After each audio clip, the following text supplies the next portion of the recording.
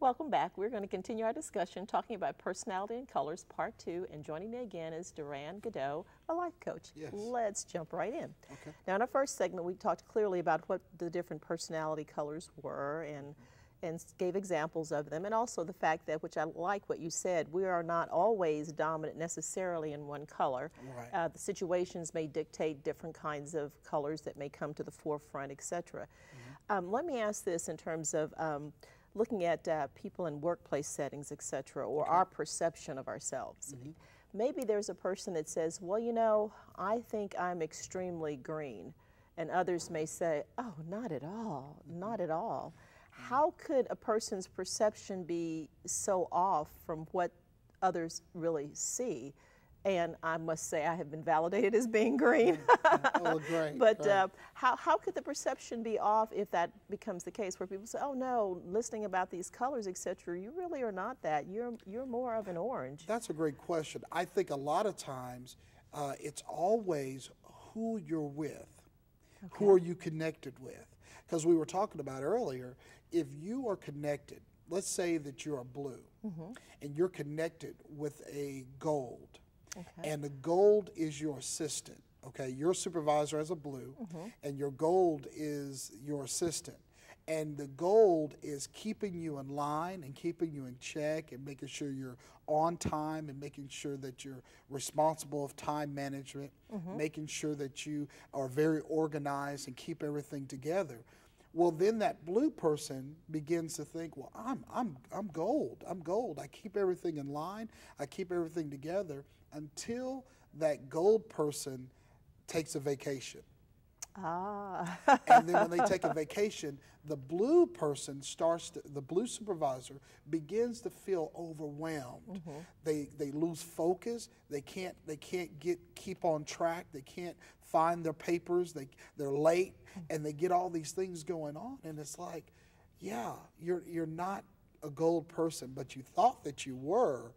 But you're not a gold person. And because of the gold person that connected with you, they complimented you well because they kept you on track. And that's why we have to be very respectful of all colors, because all those colors is going to complement everyone else. And that's a good point you make, because I can even see with the blue person, because that has happened in environments that I've been in, where the blue person, until they start to really think about it, they just think the other person who tended to be gold, well, they just misplaced that. Right. Well, right. They just didn't get that done, versus it's really you, and you're, you know, in terms of your just natural flow and ability. And sometimes I've even heard blues say, you know, I'm more prone to procrastination. Yeah. You know, if given the opportunity, I'll just put it off and put it off, because I'd rather talk with people, or I'd rather do other kinds of things than to do this particular job or you know, this work. And so, like you said, to have people that will balance us is really a good thing. Very good thing. I believe in the relationship that you build with someone has to be an equal balance. You know, my wife and I, we are a great balance. Sometimes I'm not great on time management. You know, she'll say, she'll hear this and she'll say, well, I'm glad you said that. Sometimes I'm not great on time management. Sometimes I book myself and I overextend myself, and I need that person to come in and say, hold on, you're doing too much. Hold on, you're doing too much. You need to step back and you need to rethink some of the things that you're doing, which is a great skill to have, because then you have someone, you know, balancing you and keeping you on track and making you feel like, okay, I'm not going too far. I'm not doing too much. You know, and Dahran, you mentioned that, and that's really an excellent point. And for adults, sometimes we can accept that. Part of it becomes accepting that as a strength and not feeling that the person's trying to attack you or criticize you or things such as that. Let's say for children, if you're working with children, and you have a child in your environment or in your home that's blue, and let's say you're more on the gold or the green side, how do you help work with that child to get things accomplished without them feeling that you're trying to always put them down, you know, you never feel that they can do anything right, really damaging how they feel that you're relating to them, and so they start to shut down maybe? I think that's a great question and a great point. This is where the relationship builds. How many times have we seen someone judge someone for the way they look, the way they act, but we really don't get to know who they are on the inside.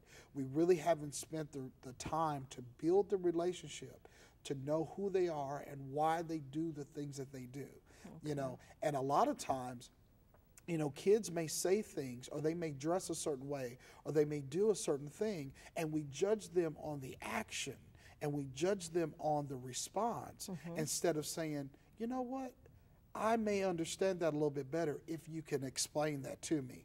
And that's where the skill set comes in, where you can really sit down with that child and build the personal relationship to understand this is why they do what they do. They're not doing it out of spite, out of anger, out of frustration, but these are the things and the reason why they feel the way they feel, and they do the things that they do.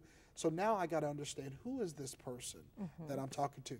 And with children, they don't have any identity. They don't know who they are. Right. And as we're building the relationship, we begin to build the identity and teaching them that it is okay for them to be who they are, but let's look at the behaviors that you're displaying. Okay. And that's where the great relationship comes from, is building the relationship. Well, is it a part, too, of sort of helping, especially like I said, if you have the child that's more blue, sort of helping them understand what you're trying to do? Yes.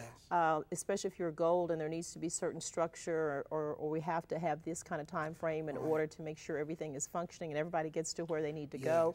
To really sit down and help them see why you are asking what you're asking, because the child may still feel that you're being unreasonable. Right, and I think it all goes back to when you're building the relationship. We have said all 4 colors, we have all 4 colors, but then we have a primary. So that's where we come in and we say, how would you feel if you had a birthday party and everyone at the birthday party was late and no one came until 30 or 40 minutes later? How would you feel?